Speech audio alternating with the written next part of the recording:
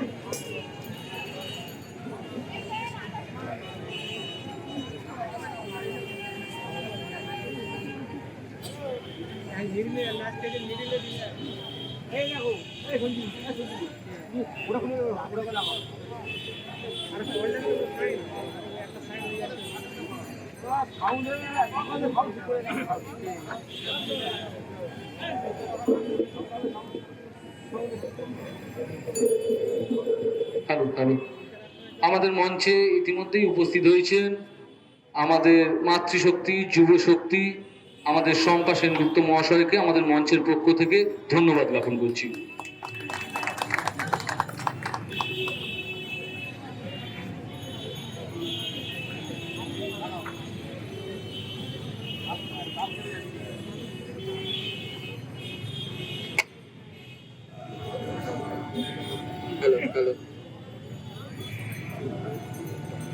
Hello, নমস্কার।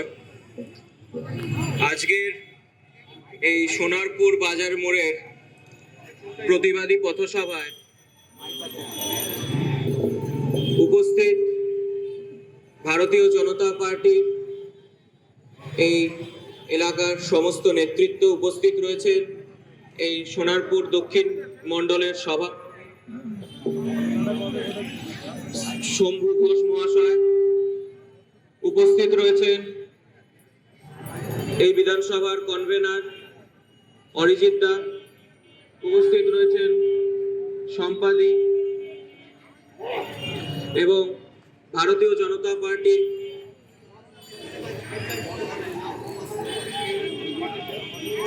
সমস্ত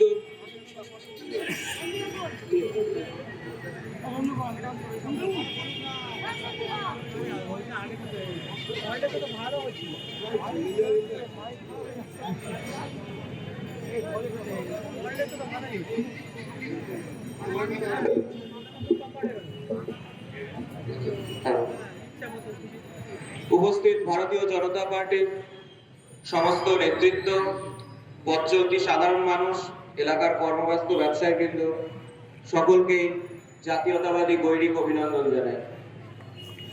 দেখুন, আজকে আমি আসতাম না, অরিজিৎ দাও সে বিষয়টা জানতো, কারণ আমি অনেক দূরে ছিলাম। আজকে দেগঙ্গা একটা মিটিং ছিল, কিন্তু অরিজিৎ দা বলেছেন যে আজকে আসতেই হবে।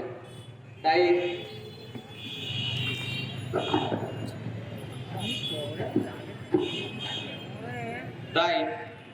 আজকে আপনাদের মাঝে এলাম দু চারটে কথা বলার জন্য। দেখুন, আজকের এই কর্মসূচি আর নয় অন্যায়। এখন আপনাদেরকে আমরা বোঝানোর চেষ্টা করছি, ভারতীয় জনতা পার্টির আমরা যারা কার্যকর্তা, সাধারণ কর্মী, সমর্থক, তারা বারবার আপনাদের সামনে আসছি। এই কর্মসূচি নিয়ে আমরা আপনাদেরকে বোঝানোর চেষ্টা করছি যে সমাজের কোন কোন স্তরে রাজনৈতিক মদতে সন্ত্রাস হচ্ছে, অন্যায় হচ্ছে এবং সেই অন্যায়ের অবসান কেন হওয়া প্রয়োজন, এই নিয়েই আপনাদের সামনে আমাদের আশা।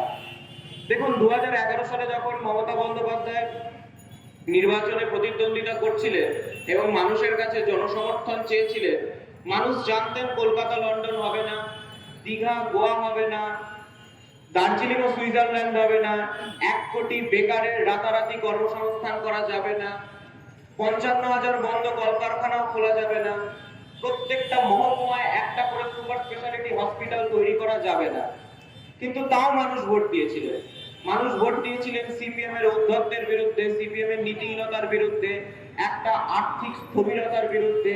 মানুষ ভোট দিয়েছিলেন এলাকার ওই লোকাল কমিটি, জোনাল কমিটিতে যে সমস্ত কমরেডদের একটা শরীরী ভাষায় যে ঔদ্ধত্য প্রকাশ পেত, সেই তাদের শরীরী ভাষার বিরুদ্ধে। মানুষ দুহাত ভরে সমর্থন দিয়েছিলেন। দক্ষিণ 24 পরগনায় জেলা দুহাত ভরে সমর্থন দিয়েছিলেন। এখানকার সোনারপুর দক্ষিণের মাটি থেকে নির্বাচিত হয়েছিলেন অধ্যাপক জীবন মুখোপাধ্যায়। কিন্তু পরিবর্তিত পরিস্থিতিতে আমরা কি দেখলাম? পরিবর্তিত পরিস্থিতিতে আমরা দেখলাম শুধু রংটা বদলে গেল, পরিস্থিতিটা একই রইল।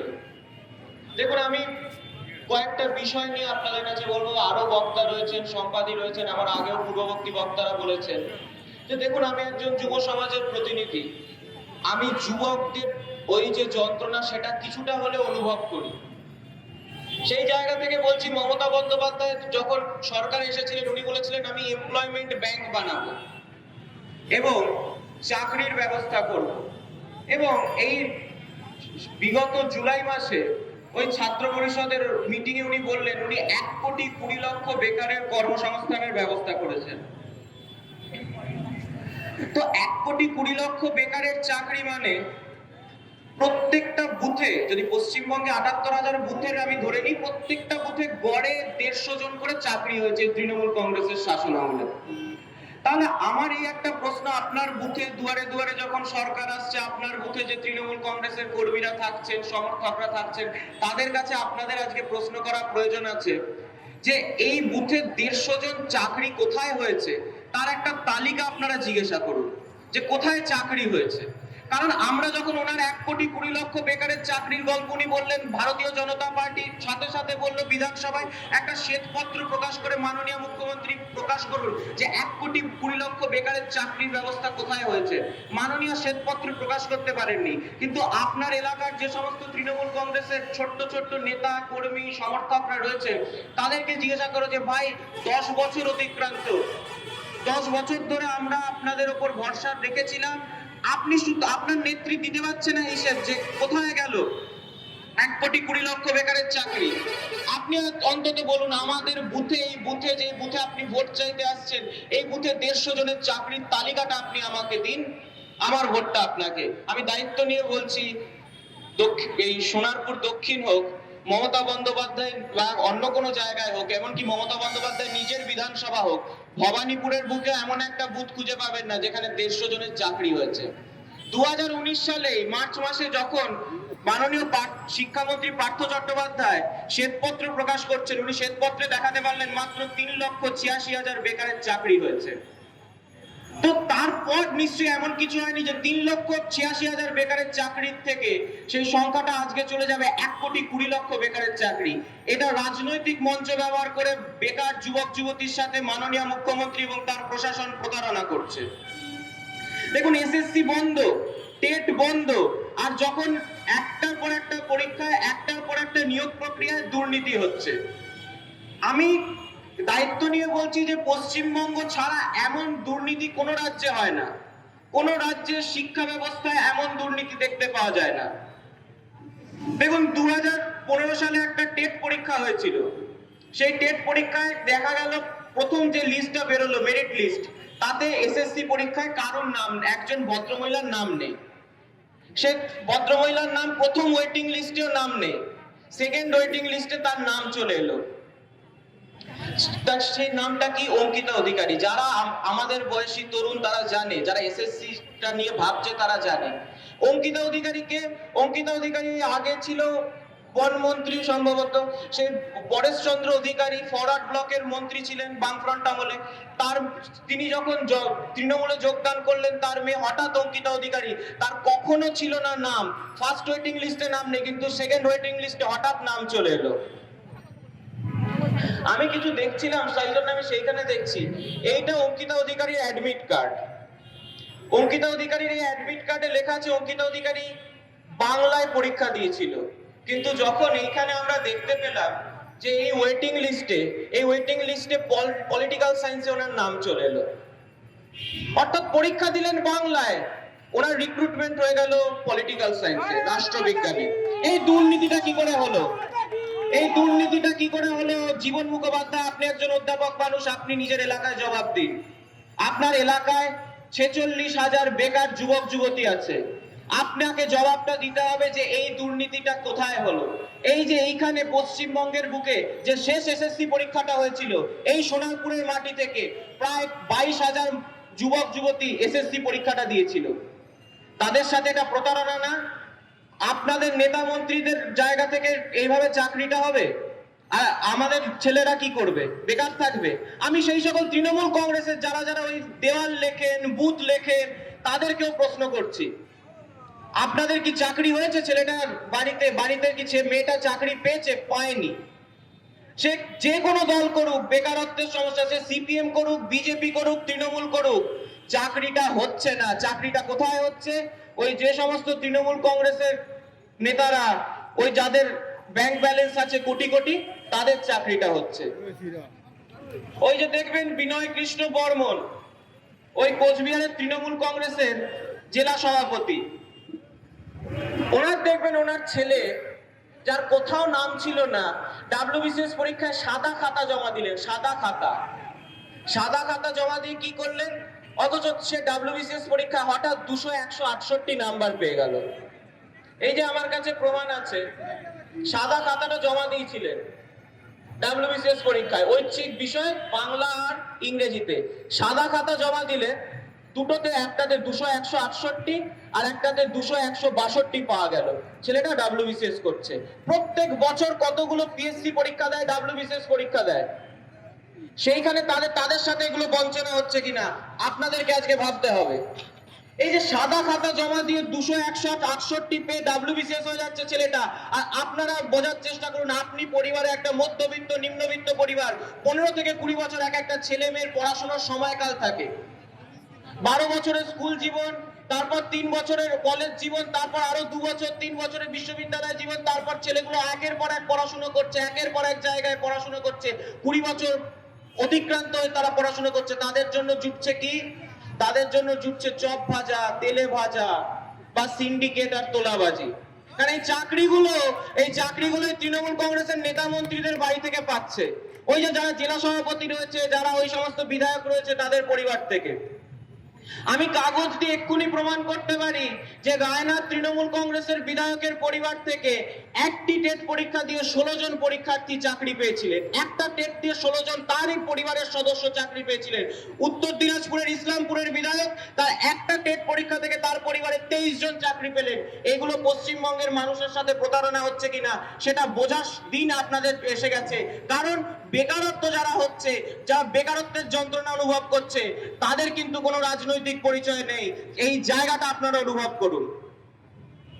একের পর এক জায়গায় দুর্নীতি, ডাব্লিউবিসিএস পরীক্ষায় দুর্নীতি, এসএসসি পরীক্ষায় দুর্নীতি। প্রথমত পরীক্ষা তো হয় না, পরীক্ষা হলে তখন আবার দুর্নীতি। এই জায়গা থেকে আজকে পশ্চিমবঙ্গকে বাঁচতে হবে।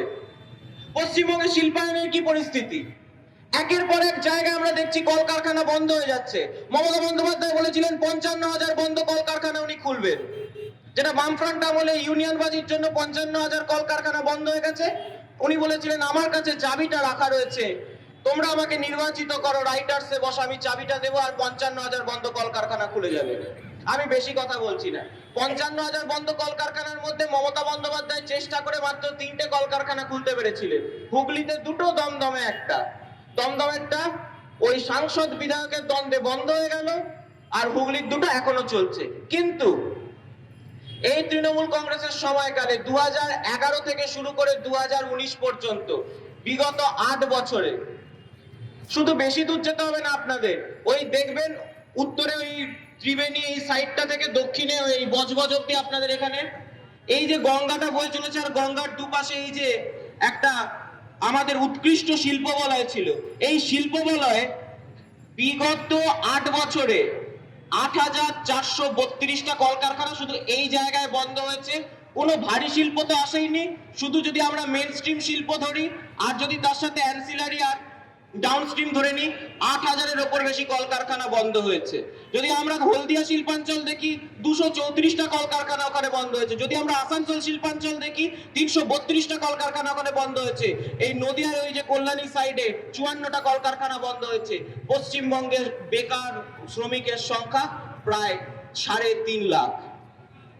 এই তো পরিস্থিতি বাংলার শিল্পের। মাননীয় মুখ্যমন্ত্রী প্রত্যেকটা বছরে একটা করে শিল্প করেন, বেঙ্গল বিজনেস গ্লোবাল সামিট দিয়ে। ওই দেখবেন ওই দমদম, রাজারহাট, ওই বিধাননগর, ওই চত্বরটা জুড়ে ওই ফ্ল্যাগ ফেস্টুনে ঢেকে যায় যে বেঙ্গল মিন্স বিজনেস। বাংলার গর্ব মমতা, এইসব দিয়ে একদম ফ্ল্যাগ ফেস্টুনে ঢেকে দেওয়া হয়। জার্মানি থেকে টেন্ট আনা হয়, জার্মান টেন্ট, যার মূল্য 2 কোটি 2.5 কোটি। সেখানে শিল্পপতিরা আসেন, তাদেরকে 22,000 টাকা 23,000 টাকার এক প্লেট করে ডিশ দেওয়া হয় খাওয়ানোর জন্য। তারপর শিল্প কত হয়? প্রত্যেকবার মাননীয় অর্থমন্ত্রী বলেন যে এত লক্ষ কোটির বিনিয়োগ এসেছে, এত লক্ষ কোটির মৌ স্বাক্ষরিত হয়েছে। উনি টোটাল মৌ স্বাক্ষরের গল্প কত শোনান? উনি টোটাল মৌ স্বাক্ষরের গল্প শুনেছেন যে বিগত 7টা বিজনেস সামিট দিয়ে টোটাল 13 লক্ষ কোটি টাকা, 13,92,000 কোটি টাকার নাকি বিনিয়োগ পশ্চিমবঙ্গের বুকে এসেছে। কিন্তু আমরা যখন শ্বেতপত্র দাবি করলাম, যখন বিজেপির বিধায়ক মনোজ টিগ্গা মহাশয় শ্বেতপত্র চাইলেন, তখন অর্থমন্ত্রী বললেন যে অতটা শিল্প আমরা আনতে পারিনি, 13 লক্ষের গল্প শুনিয়েছিলাম, শিল্প এসেছে 9,732 কোটি টাকা। অর্থাৎ যা দাবি করেছেন শিল্পে, যতটা শিল্প আসা প্রয়োজন ছিল, যে দাবি উনি করেছিলেন যে 13,92,000 কোটি টাকা শিল্প আসবে, শিল্প বাস্তবে এলো 9,000 কোটি টাকা। অর্থাৎ যা দাবি করলেন তার 1% দাবি হলো না।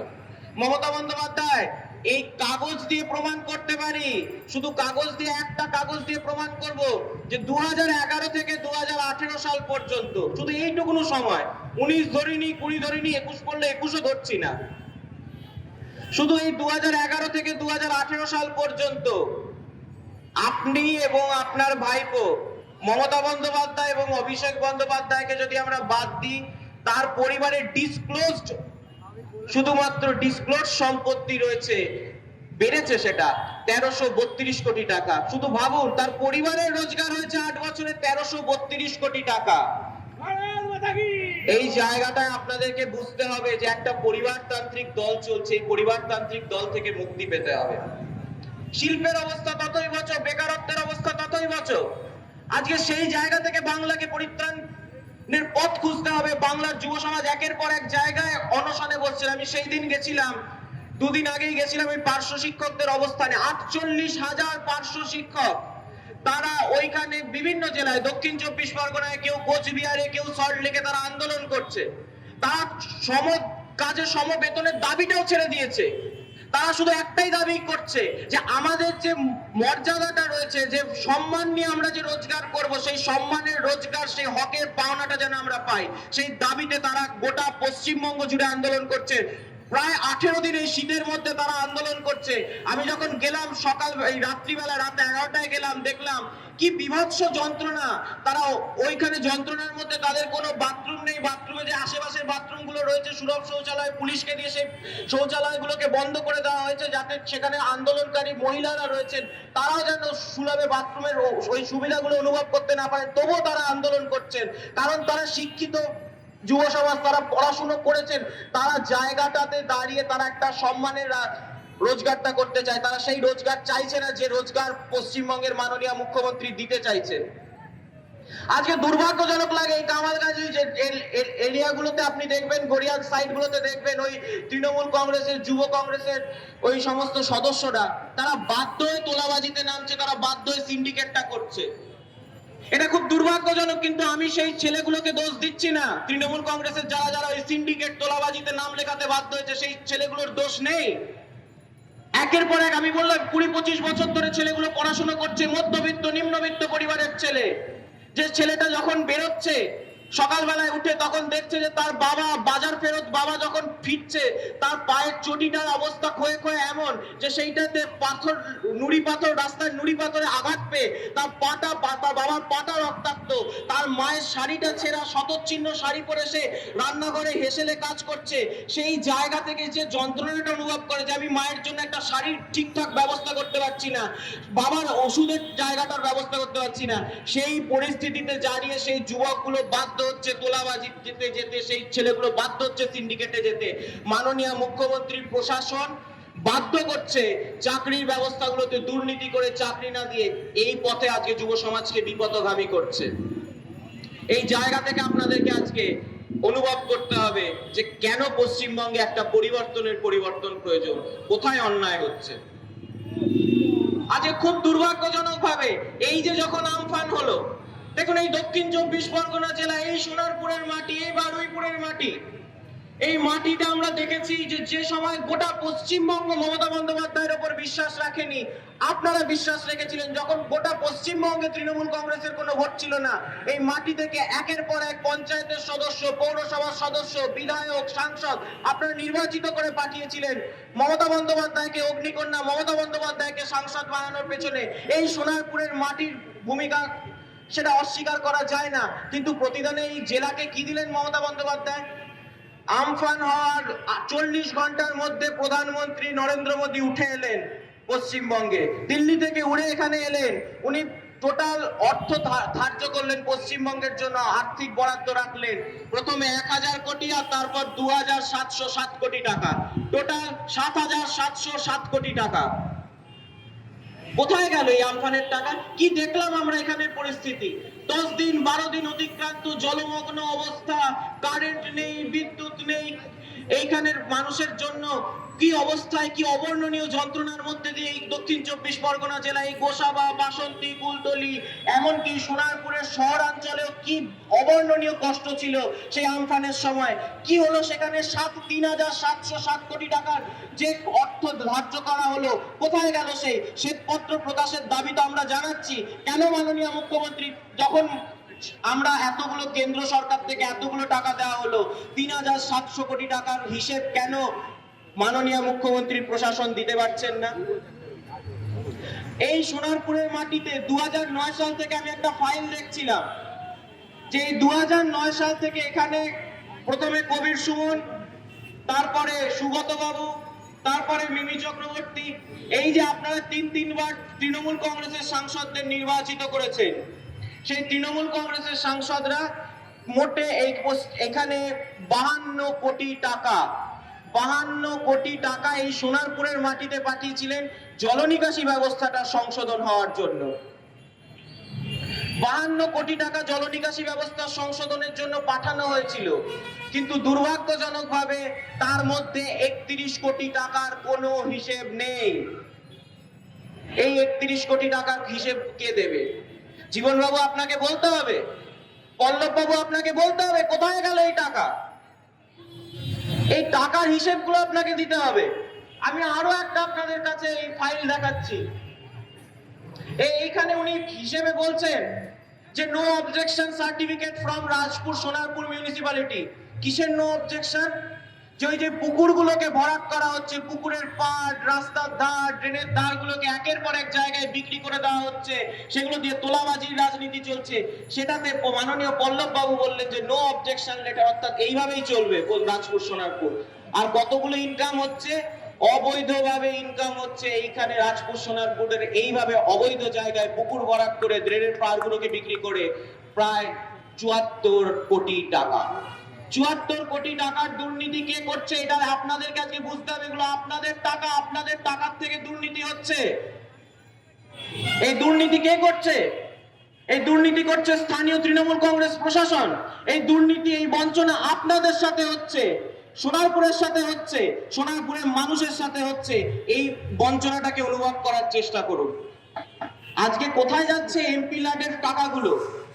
আমি আরো একটা কাগজ দেখছিলাম আজকে সকালবেলাতে বসে বসে, যে এই যে আমি টোটাল এই যে এত বড় ফাইল জুড়ে আমি হিসেবটা দেখছিলাম যে এমপি ল্যাডের টাকাগুলো কোথায় যাচ্ছে।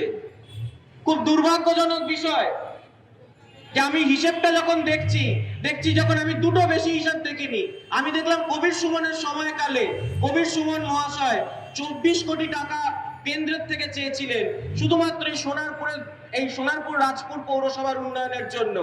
তার মধ্যে 17 কোটি টাকা খরচা করা হয়েছে, 7 কোটি টাকার হিসেব নেই। নরেন্দ্র মোদী সরকার 2014 সালে আসার পর সেই সংখ্যাটাকে আরো বাড়িয়ে দিলেন। 24 কোটি দিয়েছিলেন 2009 থেকে 2014 অব্দি ইউপিএ সরকার। এনডিএ সরকার বাড়িয়ে কত দিলেন? 29 কোটি। 29 কোটি হিসেব তা দিলেন, কিন্তু আগের যিনি সুগত বসু, উনি টাকাটাকে পাঠালেন, কিন্তু তার মধ্যে দুর্ভাগ্যজনকভাবে 16 কোটির হিসেব রয়েছে, বাকি 13 কোটি এরা খেয়ে ফেলেছে। এই স্থানীয় প্রশাসন খেয়ে ফেলেছে টাকা, এরা সব খাবে। 1998 সালে যখন বর্ণময় চরিত্র একটা জন্ম নিল তৃণমূল কংগ্রেস, আমরা জানতাম না এদের এত খিদে। এরা সব কিছু খাবে, আমফানের টাকা খাবে, বালি চুরির টাকা খাবে, কয়লা খনির টাকা খাবে, সেদিনকে গেছিলাম ওইখানে গোসাবাড়িতে, একদিন গেলাম আর আরেকদিনে গেলাম হিঙ্গলগঞ্জে। দু জায়গায় ওখানকার স্থানীয় যারা বয়স্ক ভদ্র মহিলা 60 বছর 65 বছর, তারা এসে একটা অভিযোগ করছে যে বাবা মোদি তো টাকা দিয়েছে, দিদি টাকা খেয়ে নিচ্ছে। কিসের টাকা খেয়েছে মাসিমা?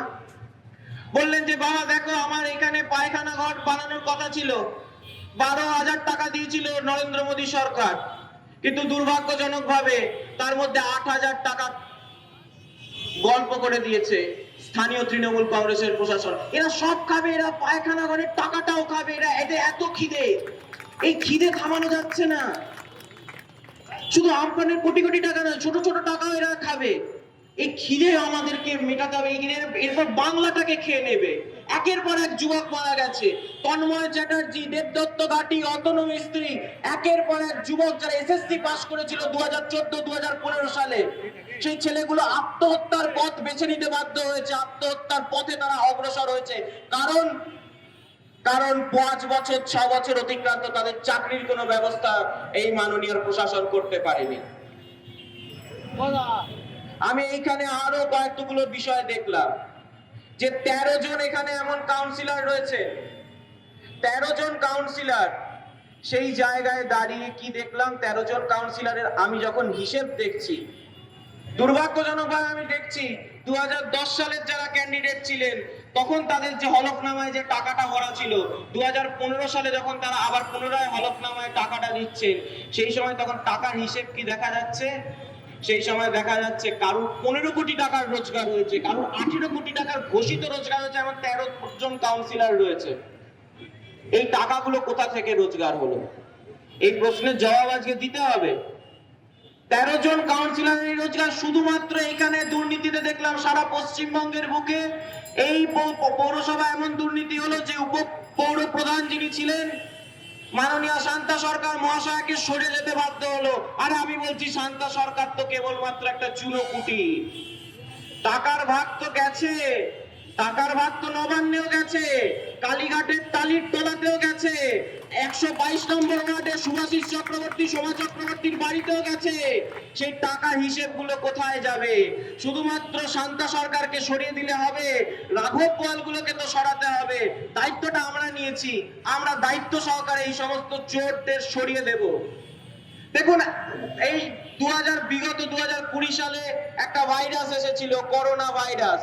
সবাই আমরা কম বেশি আক্রান্ত ছিলাম, আমরা বিধ্বস্ত ছিলাম, বিপর্যস্ত ছিলাম। সেই সময় কি হলো? সেই করোনা ভাইরাসের ভ্যাকসিন নিয়ে একটা বড় ঘোষণা মাননীয় প্রধানমন্ত্রী করলেন যে সবাইকে দেশের প্রত্যেকটা কোণে কোণে প্রত্যেকটা মানুষের কাছে বিনামূল্যে করোনার ভ্যাকসিন চলে আসবে। কিন্তু তার থেকেও বড় একটা ভাইরাস 2011 সালে পশ্চিমবঙ্গের বুকে এসেছিল, তার নাম তৃণমূল কংগ্রেস। কিন্তু এই ভাইরাসের কিন্তু ভ্যাকসিনও বেরিয়ে গেছে। ভ্যাকসিনের নাম কি? বিজেপি। যেখানে স্প্রে করা হচ্ছে সেখান থেকে তৃণমূল কংগ্রেস ছাড়খাড় হয়ে যাচ্ছে। কিছুদিন আগে এই স্প্রেটা করা হয়েছিল, কিছুদিন আগে পূর্ব মেদিনীপুরে, দেখলেন একের পর এক পূর্ব মেদিনীপুরটা ধসে গেল তৃণমূল কংগ্রেস।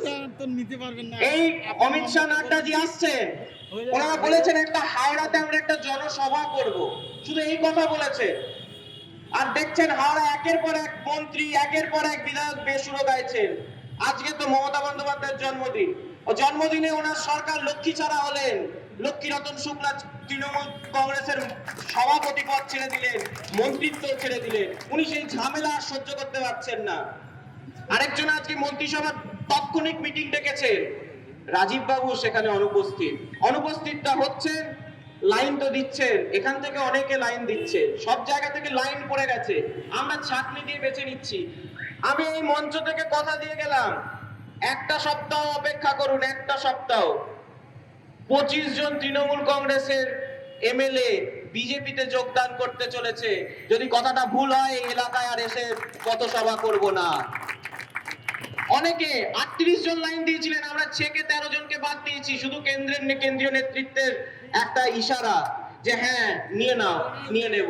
পাঁচিলের ওপর প্রায় দাঁড়িয়ে রয়েছে, ওখান থেকে সেজে সবাই রয়েছে। আজকেই আমি একটা খবর পেলাম যে এইখান থেকে একাধিক লোক গেছে ওইখানে হেস্টিংসে। কিছুদিন আগে আমি শুনতে পেলাম এখানকার 6 জন কাউন্সিলর হেস্টিংসে গিয়ে বসে রয়েছেন। কিন্তু হেস্টিংস থেকে মানা করে দেওয়া হয়েছে। কেন? আমফান চোরদের জায়গা নেই ভাই। যারা এই আমফানের টাকা খাবে তাদের জায়গা নেই। তোমরা তৃণমূল কংগ্রেস করো, আমরা তোমাদের রাজনৈতিকভাবে আইনি পদ্ধতি মেনে হারিয়ে দেব। আমি একটু আগেই বলছিলাম, আমি দেখছিলাম বিভাস বাবু, এখানকার ওই চেয়ারম্যান ইন কাউন্সিল বিভাস বাবু, রঞ্জিত বাবু বিভিন্ন দায়িত্বে রয়েছে। তাদের আমি কি দেখলাম, আমি তাদেরও একটা ফাইল চেক করছিলাম যে একের পর এক তারা এই যে সই করছে, একের পর এক, এখানে 25,41,00,000 টাকা। বিভাস বাবুর যে দপ্তর রয়েছে 25,41,00,000 টাকার কোনো হিসেব নেই বিভাস বাবুর কাছে। তিনি এতদিন ধরে সিআইসি মেম্বার ছিলেন। রঞ্জিত বাবু চালিয়েছিলেন যে কমিটি, সেই কমিটিতে 17,26,00,000 কোনো হিসেব নেই। এই কোটি কোটি টাকা, এই কোটি কোটি প্রতারণা কোথায় হচ্ছে? এখানে তৃণমূল কংগ্রেসের ছোট মাঝারি নেতারা রয়েছেন, কর্মীরা রয়েছেন। একটাই কথা জিজ্ঞাসা করব, যদি ক্ষমতা থাকে কালকে এখানে মঞ্চ বেঁধে এই টাকাগুলোর হিসেব দিয়ে যাবেন। আপনার দ্বিতীয় হিসেব দেয় না, আপনারা হিসেব দিতে পারেন না। হিসেব বুঝে নেবে ভারতীয় জনতা পার্টি, হিসেব বুঝে নেবে সোনারপুরের মানুষ, কারণ এটা হিসেব বুঝে নেওয়ার সময় এসে গেছে। আমরা হিসেব কিন্তু যে কটা পয়সায় আপনারা চুরি করেছেন সব কটার আমরা হিসেব রাখছি। যতই আপনারা ওই মুকুল রায় সল্টলেকের বাড়িতে গিয়ে ধর্ণা দিন যে নিয়ে নাও, যতই আপনারা দিলীপ ঘোষের ওই ইকো পার্কে যখন সকালবেলা জগিং করতে যান তার সাথে দৌড়ানোর চেষ্টা করেন, আসলে কি বলুন তো, দিলীপ দার সাথে দৌড়ে পারে না। খায়নি তাই এত টাকা খেয়ে খেয়ে এমন অবস্থা, পেটটা এতটাই ফুলিয়ে ফেলেছে টাকা খেতে খেতে, আর দৌড়াতেই পারে না দিলীপ দার সাথে। দিলীপ দা বলে আগে দৌড়াতে তো শেখো, তারপর করবে। মানুষের জন্য তোমরা জনপ্রতিনিধি, এই কি শরীর বানিয়েছো? দিলীপ দা আমাকে বলছে সোনারপুরের কাউন্সিলরদের এরকম শরীর কেন? এরা তো মানুষের জন্য কাজই করতে পারবে না, এরা তো হাঁটতে 28 ঘন্টা সময় নেয়, এরা দিন কিভাবে চলে?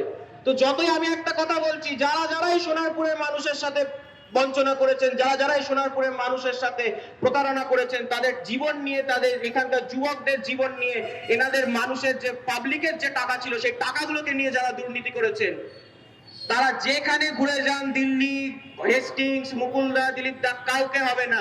ফিরে এসেছেন তো, আগামী দিনেও তারা ফিরে আসবেন। যারা আমরা তো দেখুন, আমরা তো বলছি এটা লড়াইটা বাংলার লড়াই। এ দেখুন, আমরা কখনো সাম্প্রদায়িকতায় বিশ্বাস করি না, এটা সমগ্র বাংলার লড়াই। দেখুন, আমরা ওই সংখ্যালঘু তোষণের নামে ওই ইমাম মুয়াজ্জিম ভাতা দেব, ওই হজ টাওয়ার, হজ হাউস তৈরি করব, এইগুলো আমরা পারি না।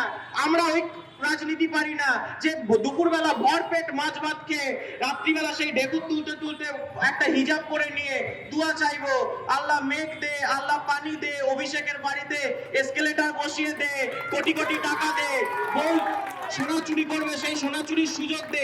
এই আমরা তো চাইতে পারি না। আমাদের এইসব দুশ্চিন্তা নেই, আমরা এগুলো চাই না। তৃণমূল কংগ্রেসের অদ্ভুত রাজনীতি। তৃণমূল কংগ্রেসের দেখবেন আপনাদের এই জেলার প্রেসিডেন্ট রয়েছে সুভাষিস বাবু, ওপেন রেকর্ড রয়েছে, উনি দেখতে দেখতে বলছেন বাবা ডায়মন্ড হারবারে এইসব বুথে তৃণমূল কংগ্রেসের এত কম লিড কেন? ও হিন্দুরা ভোট দিয়েছে, হিন্দুদের তাই ভোট দিতে দেওয়া যাবে না। ওপেন রেকর্ডেড বয়ান রয়েছে, চাইলে যে কেউ আমি দেখিয়ে দিতে পারি।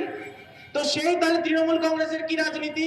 সকালবেলা কালীঘাটের টালির তলায় বলছে বসে জয় মা কালী, দুপুর হলে একটু ভয় লাগছে, সংকটে তৃণমূল সংকট মোচনকে স্মরণ করছে, জয় জয় বজরং বলি। আর রাত্রিবেলা রাত যখন হচ্ছে তখন হাতটা মাথার উপরে এসে যাচ্ছে, হাতটা মাথার উপরে তুলে তখন বলছে তৃণমূল কংগ্রেসের নেতা কর্মীরা, আলী রে আলী, আল্লাহ ভোট দে, আল্লাহ ভোট দে। এই যে সংখ্যালঘু তোষণের রাজনীতি, এই সংখ্যালঘু তোষণের রাজনীতি থেকে আজকে পরিত্রাণ চাই। ভারতীয় জনতা পার্টি মনে করে যে সমান্তরাল ভাবে একই দিনে একই রাস্তার উপরে আমাদের যখন দুর্গাপুজোর ভাসানের বিসর্জনের মিছিল বেরোবে, তখন মহরমের তাজিয়ার মিছিলও বেরোবে। আমরা এই রাজনীতিতে বিশ্বাস করি। আমরা সেই রাজনীতিতে বিশ্বাস করি না যখন তাজিয়ার মিছিল বেরোবে বলে ভাসানের বিসর্জন বন্ধ হয়ে যাবে, হাইকোর্ট থেকে পারমিশন নিতে হবে। এই সাম্প্রদায়িক তোষণের রাজনীতিতে আমরা বিশ্বাস করি না। মানুষকে মানুষ ভাবাটাই কর্তব্য। মানুষকে যারা ভোট ব্যাংক বানিয়ে ফেলেছেন, সংখ্যালঘুদের কাছে আমরা বলছি 6,000 মানুষ, সংখ্যালঘু মানুষ, তারা চাকরি হারিয়েছেন, নতুন চাকরি হয়নি। এই জায়গাটা অনুভব করুন। আগে সরকারি কর্মচারী ছিলেন মুসলমান 19,000, এখন সেটা কমে হয়েছে 13,000। সর্বত্র প্রতারণা চলছে। আমাদের 134 জন কর্মী মারা গেছেন ভারতীয় জনতা পার্টির, তার মধ্যে কিন্তু মুসলমান কর্মীও রয়েছেন, আরামবাগের আমির আলীও রয়েছেন, শকুর ইসলামও রয়েছেন পূর্ব মেদিনীপুরে। কারণ গণতন্ত্র বাঁচানোর লড়াই চলছে, জাতি ধর্ম বর্ণ নির্বিশেষে এই লড়াই চলছে। এই লড়াই বেকারের বাড়িতে চাকরিটা পৌঁছে দেওয়ার লড়াই, এই লড়াই বেকারদের কাছে কর্মসংস্থানটা পৌঁছে দেওয়ার লড়াই, মা বোনেদের সম্ভ্রম রক্ষার লড়াই। কি হচ্ছে আজকে পশ্চিমবঙ্গে, কি হচ্ছে আজকে সারা ভারতবর্ষের বুকে পশ্চিমবঙ্গের মডেল? আমরা দেখছি জায়গায় জায়গায় ধর্ষণ, জায়গায় জায়গায় রাহাজানি। এই আমি দেখলাম কিছুদিন আগে চন্দননগরে 17 নম্বর ওয়ার্ডের কাউন্সিলরের মেয়ে, এই কাউন্সিলরের ছেলে একটা নাবালিকাকে ধর্ষণ করলো। নাবালিকার পরিবার যখন সেটাকে নিয়ে থানায় রিপোর্ট দিতে যাচ্ছে, দুর্ভাগ্যজনকভাবে কি হলো, দুর্ভাগ্যজনকভাবে তাদের পরিবারকে থ্রেট দেওয়া হলো, যদি এইখানে কাউন্সিলর এবং তার ছেলের নামে রিপোর্ট করতে আসো, তোমাদের পরিবারকে এলাকা ছাড়া করা হবে। এই তো পরিস্থিতি। এই দেখলাম কিছুদিন আগে ওই জলপাইগুড়ি ওই জায়গায় গতকালই নিউজটা এলো যে তৃণমূল কংগ্রেসের 3জন নেতা তারা মিলে একজন আদিবাসী নারীকে ধর্ষণ করেছে। পুরুলিয়ায় একের পর এক জায়গায় সরকারি হোমে দিনের পর দিন ধর্ষণের ঘটনা ঘটছে। আমরা বারবার জানালাম স্থানীয় প্রশাসনকে, তখনও তাদের টনক নড়ছে না। কারণ ধর্ষণ তো ছোট্ট ঘটনা, মাননীয় বলে দিয়েছে, ধর্ষণ নয় ছোট্ট ঘটনা, নয় সাজানো ঘটনা। যদি অবিবাহিত হও 25,000 দিয়ে দিচ্ছি, চুপ করে যাও। যদি বিবাহিত হও 20,000 দিয়ে দিচ্ছি, চুপ করে যাও। তাহলে পশ্চিমবঙ্গের নারীদের সম্মান কি 20,000 25,000-এ বিক্রি হবে মাননীয় মুখ্যমন্ত্রী? আজকে কি এই জায়গাটা আপনি পশ্চিমবঙ্গকে দিচ্ছেন? এটা আপনাকে অনুভব করতে হবে। তৃণমূল কংগ্রেসের নেতা কর্মীদেরও বলছি, আপনারা যখন পার্টি অফিসে বসে চিন্তা করছেন দলটা থাকবে কি থাকবে না, থাকবে কি থাকবে না, আপনি কিন্তু আরেকটাও চিন্তা করছেন আপনার পরিবারের মেয়েটার কথা, যে পড়তে গেছে, টিউশন পড়তে গেছে, রাত 8টাও বেজে গেছে, মেয়েটা এখনো বাড়ি ফিরছে না, কিছু হবে কি হবে না? কারণ আমার ক্ষেত্রেও তো সেই একই অবস্থা। আমার মেয়েটারও যদি আজকে সম্মান নিয়ে ছেলে খেলা করা হয়, আমার মাননীয় মুখ্যমন্ত্রী 25,000 দিয়ে বলে চেপে যা। এই জায়গাটা থেকে আজকে বাঁচতে হবে পশ্চিমবঙ্গকে, আজকে অনুধাবন করতে হবে পশ্চিমবঙ্গের সমস্ত মানুষকে। রাজনীতি ভুলে যান। সোনারপুরে আমি আবারও বলছি, এটা রাজনৈতিক লড়াই নয়। আমরা বিজেপির কর্মী, লড়াইয়ের প্রতীকটা আমরা সামনে পদ্ম ফুলকে ধরে রেখেছি বলে এটা লড়াই নয়। এই লড়াইটা সুস্থ এবং শুভবুদ্ধি সম্পন্ন গণতন্ত্র প্রেমী সকল মানুষের। এই লড়াইটা সোনারপুরের লড়াই, এই লড়াইটা সোনারপুরের ভবিষ্যতের স্বার্থে লড়াই। জায়গায় জায়গায় ভারতীয় জনতা পার্টির কর্মীরা চোখে চোখ রেখে লড়াই করছে। আপনারা দেওয়াল মুছে দিচ্ছেন আমাদের, যদি আমাদের কর্মীরা দেওয়াল লেখে, আমাদের কর্মীদের একের পর এক জায়গায় থ্রেট দিচ্ছে যে পথসভা। সেদিনকে গিয়ে কার্তিক ঘোষের ওয়ার্ডে পথসভা করেছিলাম, কার্তিক বিশ্বাসের ওয়ার্ডে কিছু বলে দিয়েছি, সত্যি কথা, ওনার গায়ে লেগে গেছে। উনি বলছেন আমি এখানে আর বিজেপির পথসভা করতে দেব না। একটাই কথা বলছি, জায়গাটা তোর বাপের, রাস্তাটা তোর বাপের, সোনারপুর তোর বাপের। পারিবারিক এই কালচারটার বিরুদ্ধে আমাদের লড়াই। ওই পারিবারিক কালচারটা ওই দক্ষিণ কলকাতার ওই হরিশ্চন্দ্র ওই যেসব রয়েছে মুখার্জি চ্যাটার্জি লেন, ওখানে গিয়ে দেখাবে। ওই চলমান সিঁড়িতে ভাইপোর সাথে উঠতে উঠতে গল্প করবে যে এই গোটা বাংলা আমাদের। এই যে দেখুন লিখে রেখেছে, বাংলার মেয়ে বাংলায় পাই, বহিরাগতদের প্রয়োজন নাই। 1998 সালে কোথায় ছিলে ভাই? 1998 সালে এইখানে যখন দাঁড়িয়ে ভোটটা চাইছিলে, তখন এক্ষুনি ছবি দিয়ে প্রমাণ করতে পারি কেন অটল বিহারী বাজপেয়ীকে হাতটা তুলে বলতে হয়েছিল সমর্থন করুন মমতা বন্দ্যোপাধ্যায়কে। একা লড়ে নিতেন। সেদিন কেন অটল বিহারী বাজপেয়ীকে প্রয়োজন হয়েছিল? যখন ব্রিগেডের মঞ্চে দাঁড়িয়ে সেদিন আপনি দল ঘোষণা করছিলেন, সেদিন কেন জর্জ ফার্নান্ডিসকে প্রয়োজন হয়েছিল আপনার? এই কথাগুলো তো বলতে হবে। যখন 2003 সালে হেরে গেলেন, পদত্যাগ করে ফেলেছিলেন ক্ষমতার লোভে, 2001 সালে কংগ্রেসের সাথে জোট করলেন, হেরে গেলেন, দেখলেন এ বাবা মন্ত্রীপদটা তো চলে গেল, বেশি ক্ষমতার লোভ করে ফেলেছি, টুকটুক করে আবার অটল বিহারী বাজপেয়ীর কাছে গিয়ে বললেন আসতে পারি। আবার তাকে নেওয়া হলো, আবার একটা সুযোগ দিলাম, আবার একটা সুযোগ দেওয়া হলো, আবার তাকে ওই মন্ত্রিসভায় নেওয়া হলো। 2004 সালে মন্ত্রী হলেন। কোথায় ছিল? আমি কালকেই ফেসবুকে লিখেছি, আজকেও ছবি দেখাতে পারি। যখন সিঙ্গুর আন্দোলন হচ্ছে, কেউ আপনার পাশে দাঁড়াচ্ছে না। কে এসেছিল তখন? রাজনাথ সিং উঠে এসেছিলেন, তৎকালীন ভারতীয় জনতা পার্টির সর্বভারতীয় সভাপতি তখন এসেছিলেন। সেদিন তার হাত থেকে যখন ফলের জুস খাচ্ছিলেন, যখন অনুষ্ঠানটা ভাঙার মঞ্চে দাঁড়িয়ে তাকে বলছিলেন রাজনাথজি কুছ বলিয়ে, রাজনাথজি কুছ বলিয়ে, সেই সময় মনে ছিল না বহিরাগত? সেই সময় মনে ছিল না সাম্প্রদায়িক? যখন নন্দীগ্রামের সময়, নন্দীগ্রামের আন্দোলনের সময় যখন লালকৃষ্ণ আডবাণীকে নিয়ে ঘুরছিলেন, জায়গায় জায়গায় ঢুকতে পারছিলেন না, লালকৃষ্ণ আডবাণী এলেন, জাতীয় স্তরে প্রেসার তৈরি হলো বামফ্রন্ট সরকারের ওপর, তখন বামফ্রন্ট সরকারের কাছে নিয়ে গিয়ে তখন আপনি বামফ্রন্ট সরকারের বিরুদ্ধে রাজনাথ সিংকে হেনস্থার শিকার হতে হলো, গ্রেপ্তার পর্যন্ত হতে হলো আপনার সিঙ্গুর আন্দোলনের জন্য।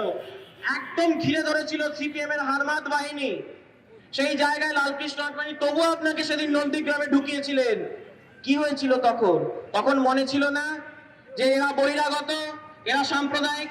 না, কাজের বেলায় কাজী, কাজ ফুরলেই পাজি, এইটাই তো আপনার ধর্ম, এটাই তো আপনার নীতি। এই নীতিটাই তো আপনি পশ্চিমবঙ্গকে শেষ করছেন, ছারখার করে দিচ্ছেন। তাই একটাই কথা বলবো, নীল সাদা নবান্ন, দিদির বিদায় আসন্ন। ওই নীল সাদা নবান্ন থেকে দিদির বিদায় খুব তাড়াতাড়ি হবে। দিদি তো বলেছেন সরকারটা মে মাসের 30, ইলেকশন কমিশন বলেছে এই সরকারটার আয়ু মে মাসের 30 তারিখ অবধি, 30/5/2021। দিদি আজকেই প্রেস কনফারেন্স করে বলছেন সরকারটা তো আর 1 মাস আছে, 1 মাস পরে তো ইলেকশন। কারণ যে হারে তৃণমূল কংগ্রেসটা ভাঙছে, উনিও ধরে নিয়েছেন যে এই সরকারটা আর 1 মাসের বেশি টিকতে পারবে না, 1 মাসের বেশি আর আয়ুটা নেই। এই যে ভারতীয় জনতা পার্টির কর্মীরা আছে, কেসকে একের পর এক ভাবে শারীরিক ভাবে, মানসিক ভাবে নির্যাতনের শিকার হয়েও তারা লড়াই করে চলেছে। এরা পাড়ায় পাড়ায় পদ্ম ফোটাচ্ছে। সোনারপুরের জায়গায় জায়গায়, আমি সোনারপুরে আসি, দেখেছি কি ভাবে ভারতীয় জনতা পার্টির কর্মীরা সংকল্পবদ্ধ হয়ে জায়গায় জায়গায় পদ্ম ফুলকে প্রতীক ভেবে লড়াইটা চালিয়ে যাচ্ছে। পাড়ায় পাড়ায় পদ্ম, পিসিমণি জব্দ, পশ্চিমবঙ্গের জায়গায় জায়গায় পদ্ম, পিসিমণি জব্দ, বুথে বুথে পদ্ম, পিসিমণি জব্দ। এইবার পদ্মটা কিন্তু আমি বলছি ভবানীপুর থেকেও ফোটাবো, ওই দক্ষিণ 24 পরগনার জায়গায় জায়গায় ফোটাবো, যে কোনো জায়গায় পদ্ম ফুটবে। 200-র বেশি আসন। আরে তৃণমূল কংগ্রেসের মন্ত্রীদের তৃণমূল কংগ্রেসের উপর ভরসা থাকছে না, মানুষকে কি ভাবছেন? মানুষ তো ভেবেই নিয়েছিল 19-এ হাফ 21-এ সাফ। শুরু হয়ে গেছে প্রসেস। এইবার তৃণমূল কংগ্রেস বিরোধী দলের মর্যাদাটাও পাবে না, দায়িত্ব নিয়ে বলে যাচ্ছি। তৃণমূল কংগ্রেসের কোনো জায়গা থাকবে না, একের পর এক যে দুর্নীতি করেছে সমস্তর বিচার হবে। আমরা কথা দিয়ে যাচ্ছি এই মঞ্চ থেকে দাঁড়িয়ে। দেখুন এইখানে বিজেপি কর্মীর অনেক যুবক কর্মী রয়েছে, আমি নিজেও যুবক কর্মী। আমি নিজের দায়িত্ব নিয়ে বলে যাচ্ছি যে যোগ্য মানুষরা চাকরি পাবে। বিজেপি করো, সিপিএম করো, তৃণমূল করো, কংগ্রেস করো, সে কোনো আপনার থাকবে না, যোগ্য মানুষরা চাকরি পাবে। দুর্ভাগ্য ভাই, আমরা কিন্তু চাকরি দিতে পারবো না, যোগ্যতা থাকলে চাকরি পাবে।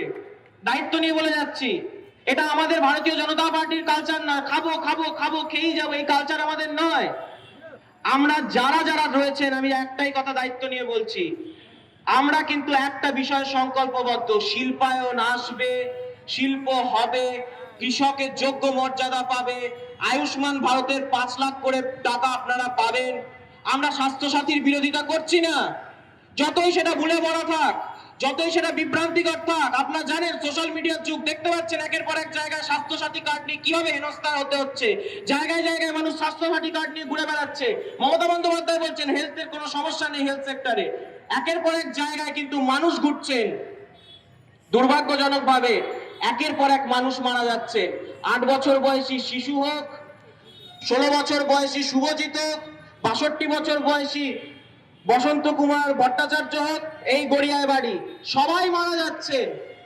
তাদের পরিবারের হাতে থাকছে তাদের ওই পরিবারের সদস্যের লাশটা আর হাতে স্বাস্থ্যসাথী কার্ড। আজকে মাননীয় মুখ্যমন্ত্রী একটু নাটক, উনি তো নাটক খুব পছন্দ করেন, খুব মানে একটা কৃষ্টিশীল মানুষ, কবিতা লেখেন, গান গান, নাটক করেন। নাটক করতে করতে উনি আজকে স্বাস্থ্যসাথী কার্ড দিতে গেছেন দাঁড়িয়ে, সাথে 40 জনের সিকিউরিটি, সামনে 2 জন তৃণমূল কংগ্রেসের কর্মীদের আগে থেকে দাঁড় করে রেখেছেন, দাঁড়িয়ে বলছেন আমি লাইনে দাঁড়িয়ে নিয়েছি। আরে আপনি লাইনেই দাঁড়াবেন, লাইনে দাঁড়াবেন ভুবনেশ্বর জেলের সামনে, আমরা করব, লাইনেই দাঁড়াবেন। এখন থেকে প্র্যাকটিসটা করে নিন।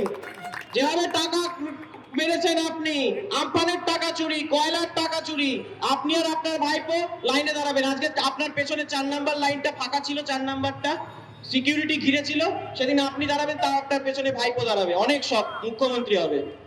আরে মুখ্যমন্ত্রী পরে হবেন, আগে নিজের ডায়মন্ড হারবারটা বাঁচান। ডায়মন্ড হারবারের 3টে এমএলএ আপনি ডাকলেও আসে না, ঘট বাঁচাতে পারে না, কাচের ঘরে বসে ঢিল ছুটছে। এই জায়গাটা আপনাদেরকে ভাবতে হবে।